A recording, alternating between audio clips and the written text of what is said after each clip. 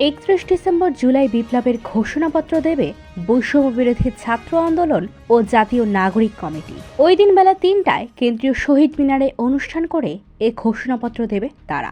শনিবার সন্ধ্যার পর বৈষম্য বিরোধী ছাত্র আন্দোলন ও জাতীয় নাগরিক কমিটির ভেরিফাইড ফেসবুক পেজে পরপর একই ধরনের দুটি পোস্ট দেওয়া হয়। প্রথম পোস্টে লেখা হয় 31 ডিসেম্বর 2024, বিপ্লবীরা প্রস্তুত তো। পরের পোস্টে ইংরেজিতে লেখা হয় প্রোক্লেমেশন অফ জুলাই রিভলিউশন। কাছাকাছি সময় ফেসবুকে নিজেদের ভেরিফাইড অ্যাকাউন্টে পরপর ইংরেজিতে দুটি পোস্ট দেন অন্তর্বর্তী সরকারের উপদেষ্টা আসিফ মাহমুদ। প্রথমটিতে লেখা হয় কমরেডস নাও অর নেভার, দ্বিতীয়তে লেখা হয় প্রোক্লেমেশন অফ জুলাই রিভলিউশন। পরে জাতীয় নাগরিক কমিটির আহ্বায়ক নাসিরউদ্দিন পাটোয়ারিও ফেসবুকে ইংরেজিতে দুটি পোস্ট দেন। প্রথমটিতে তিনি লেখেন all eyes on Shaheed Minar, 31 December, সময় বিকেল ৩টা। দ্বিতীয়টিতে বলা হয় proclamation of July revolution, now or never. সংগঠনটির সদস্য সচিব আক্তার হোসেন ফেসবুকে লিখেছেন, এই বছরই হবে 31 ডিসেম্বর ইনশাল্লাহ। মুখ্য সংগঠক সার্জিস আলম লেখেন 31 ডিসেম্বর শহীদ মিনার, বিকেল ৩টা, এখনই সময় বাংলাদেশের জন্য।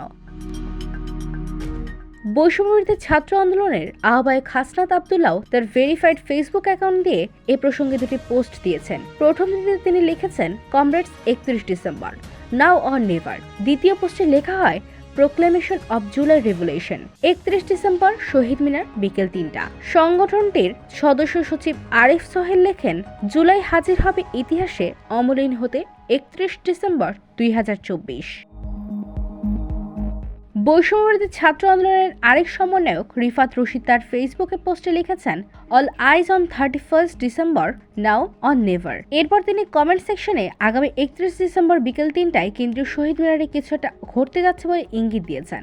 জাতীয় নাগরিক কমিটির যুগ্ম আহ্বায়ক, স্বাস্থ্য বিষয়ক কন্টেন্ট ক্রিয়েটর এবং ক্যামব্রিজ বিশ্ববিদ্যালয়ের শিক্ষক ডাক্তার তাসনিম জারা লিখেছেন, শহীদ মিনার 31 ডিসেম্বর বিকেল ৩টা।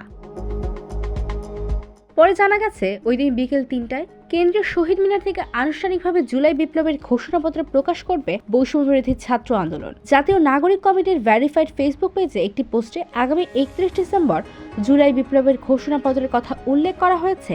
এ বিষয়ে বৈষম্যবিরোধী ছাত্র আন্দোলনের মুখপাত্র উম্মামা ফাতেমা বলেন, শেখ হাসিনার স্বৈরাচারী আমল থেকে বের হয়ে দেশ কেন জুলাই বিপ্লবের রূপ নিল, কিভাবে নিল, 9 দফা থেকে 1 দফায় আমাদের কেন আসতে হলো, ছাত্র জনতার আকাঙ্ক্ষা কিরূপ ছিল, এই বিষয় নিয়ে জুলাই বিপ্লবের ঘোষণাপত্র পাঠ করবে বৈষম্য বিরোধী ছাত্র আন্দোলন। এ বিষয়ে জানতে যোগাযোগ করা হলে বৈষম্য বিরোধী ছাত্র আন্দোলন ও জাতীয় নাগরিক কমিটির নেতারা বলেন, মহান মুক্তিযুদ্ধের ঘোষণাপত্র একটা পরিস্থিতির বর্ণনার মাধ্যমে বাংলাদেশের মানুষের সংগ্রামের ধারাবাহিকতায় কিভাবে সেটা যুদ্ধ সংগঠিত হয়েছে সেটা বলা হয়েছে। এটাই ঘোষণাপত্রের পদ্ধতি। একটা ঘোষণাপত্রে রাষ্ট্রকল্প বা এক ধরনের ধারণা থাকবে। এটা ঘোষণাপত্রের স্বাভাবিক যে বিষয়গুলো থাকে সেগুলো জুলাই বিপ্লবের ঘোষণাপত্রে থাকবে। ছাত্র জনতার অভ্যুত্থানে গত 5 আগস্ট আওয়ামী লীগ সরকারের পতন হয়।